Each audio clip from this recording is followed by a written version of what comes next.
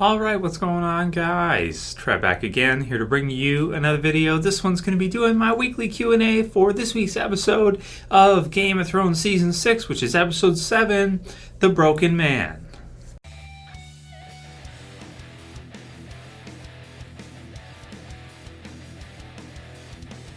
Spoiler warning if you guys haven't seen episode 6 yet, and this week I will be doing a second Q&A. I know I've been saying that for a while for Game of Thrones, but I seem to do the one and then I forget to do the second. So send me whatever questions you guys have for another one this week leading up to the Broken Man, and I will do another one this week. I will, because Fear the Walking Dead's not on now, and you know, regular Walking Dead videos as usual and all that kind of stuff. But I'll definitely have time for one more this week for sure, since really Game of Thrones is the only show on that I'm really into right now. Until, you know, Mr. Robot starts the strain and all that good stuff, and eventually Fear comes back on. So 4 episodes left. It's been a pretty awesome season, I want to say, so far. Episode 6 was pretty decent. Episode 7, The Broken Man. So here's the questions we got for this one. So the first one is who do I think the Broken Man is? So I think there's a few different possibilities. One could be the Blackfish, possibly. With him, it's like, you know, I don't know.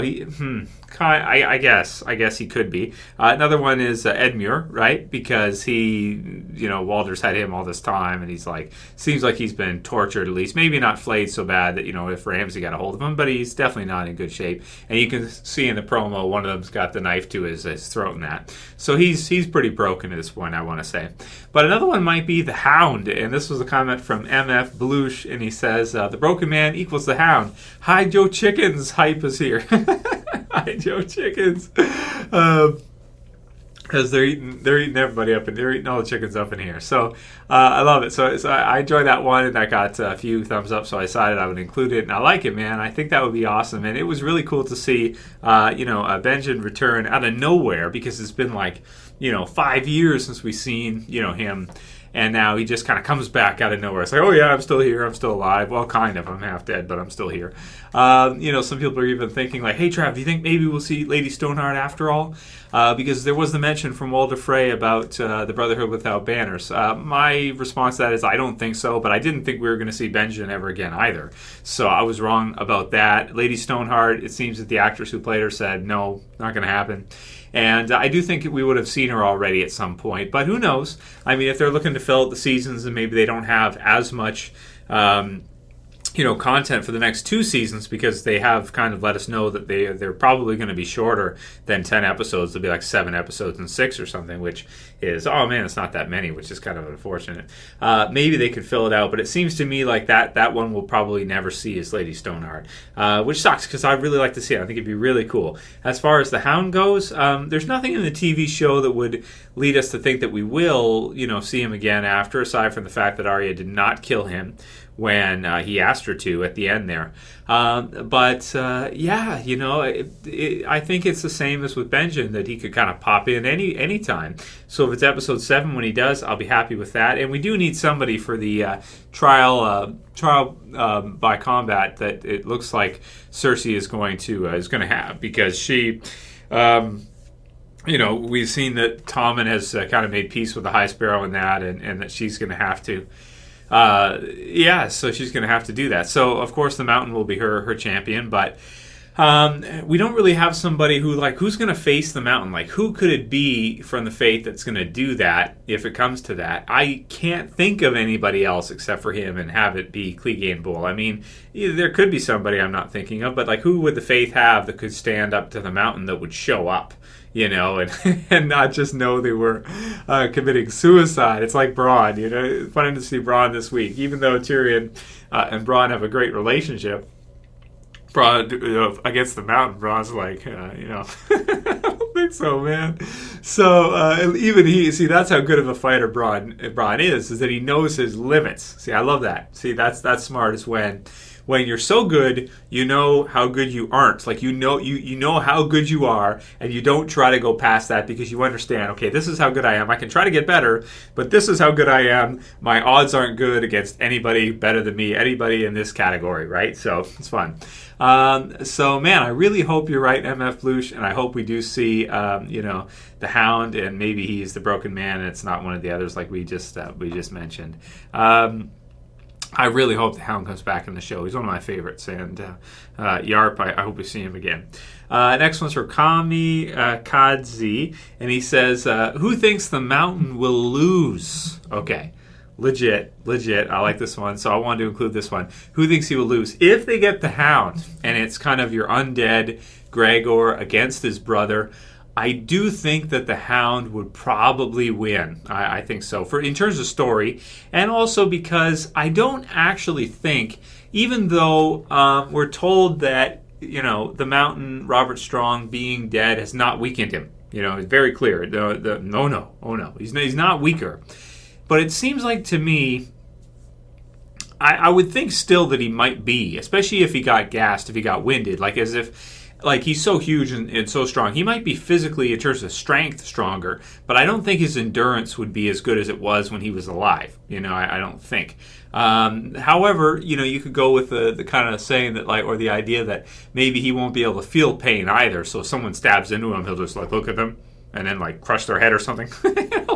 Like if you stabbed into him, your sword would get stuck, and then he would just grab your face, and everything would go black, and just smoosh your head, something like that. But he seems to. He was never really that light on his feet or anything. But it seems to me like I like that prediction. I think that if it is the Hound, that I would give him the win in that one. I think he would. I don't think that undead Gregor would kill his brother like that. I think they would find a way to make it make sense that the Hound would win, and that Cersei would, who knows? Who knows at that point? Next one's from stoiviedoi, and he says, Benjen Stark is kind of like the Morgan Jones of Game of Thrones. Introduced in the first season, leaves for a while, returns a few seasons later to save two main characters surrounded by zombies. So I like that. I thought that was pretty good. Very clever, stoiviedoi. That's true. Rubik Fan says, is it me, or are people traveling faster and faster in this show? And yeah, they absolutely are. You're right. I also want to include that too, because Jaime just shows up there. It's one episode we find out all this happens. Next episode he's there. Certainly, the pacing of the show has picked up a lot compared to the first couple seasons, where we would see them on the road for a while. We would see Tyrion with Kat, and they're going to the Vale, and they're going here, and they're going there, and kind of that whole travel aspect of it, which I almost kind of miss. However, here's what I would say. I won't mind if they slow the pacing down and it means we get more episodes. For example, next season, if they could do 6 or 7 episodes at a fast pace, I wouldn't mind as a viewer if they slowed the pace down and did 10 or 9 and spread them out a little bit more. I wouldn't have a problem with that. I think that, to be honest, the flashback sequence we had with Bran, where you see the Mad King and everything, super fast, it goes through some really important parts really fast. And people, they did let me know that I failed to mention that in the review, as well as talk about Arya. And I apologize for that, guys. You're right. Arya's part was actually really good this week. I liked it a lot. And I like her choice, and it looks like her story might finally be getting interesting again, because as DragoonGalaxy says here, he says, I can't be the only one who finds Arya's part the most boring. I did for a while, not anymore. Bran's part initially for me was the most boring, at least for a good number of seasons. It's certainly not anymore, and Arya's part is not anymore. I think it's gotten really exciting, and I hope she kills the girl that Jaqen H'ghar sends after her.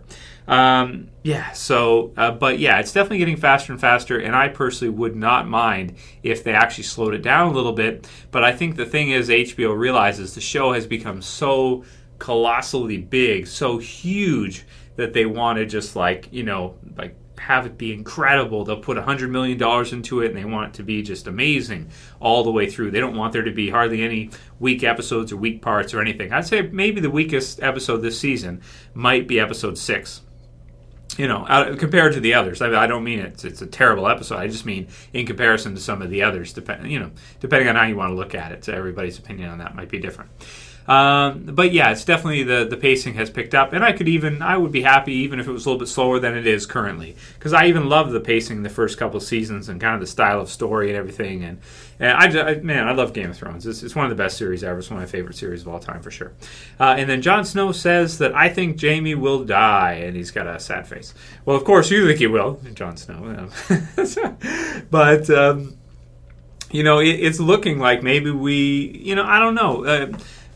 in the books, this part from Jaime, I'm not really going to spoil anything. It's pretty drawn out in the books. It's not fast or anything. Like the Blackfish, he holds up tight and he pretty much just sits. And he's basically got the attitude, okay, if you're going to kill me, come and kill me. As we see in the promo, the war is not over. I'm not done, and I'm not going to surrender no matter what. I like the Blackfish a lot. I like that kind of attitude. Like I said in my predictions, F you, do what you will, still F you. I don't care. You're going to have to you're going to have to kill me because I'm never going to let down no matter what you do. And I think that's pretty awesome, but it's pretty drawn out. So I wouldn't expect, we'll probably see the start of that, but I don't think it's going to be a huge thing. But I could be wrong. You never know. I really thought that we were going to see the High Sparrow and shit just go crazy there on the stairs. I thought we were going to see one of the most epic kind of massacre scenes ever in Game of Thrones. And we didn't. So I was a little disappointed, as you guys know in the review. So that'll be it for today's Q&A, guys, for the Broken Man. I hope it is the Hound, and I hope that we do get to see some pretty awesome stuff from Jaime. And I don't really want Jaime to be killed. I don't really want him to die because, even though he's weird and he's into the incest thing, which is really weird, I feel like almost any time you get behind someone's story, you get to see their side of things as a protagonist, but as a point of view character. Let's say instead, a better word, point of view character. Even if they're evil or whatever, if it's Breaking Bad or if it's Game of Thrones or whatever, it's like you get to see their side and you get to feel for them more. Even if they do something evil, it's like you can kind of, because you see it from their perspective, it kind of, I don't know, that's a weird. That's a weird thing, and I definitely get that with Jaime, that I hated him so much against Eddard in the first season, and now it's like I actually kind of like Jaime, even though he's pretty screwed up, and he's arrogant and everything else. So, not sure, man, not sure. Let me know what you guys think. Do you like Jaime, or do you hate him? Do you want to see him killed off? And answer these questions below if you like from the Q&A, and send me others for the next Q&A this week. That'll be it for this one today. If you guys liked it, don't forget, guys, please thumb it up below. You can also share and favorite. And if you're new and you want to sub, you can subscribe at the bottom left. I'm going to finish my protein milk, my milk to go. That's it for this one. See you guys again real soon. As always, this is Trev. Say peace. Later, guys. See ya. You better subscribe.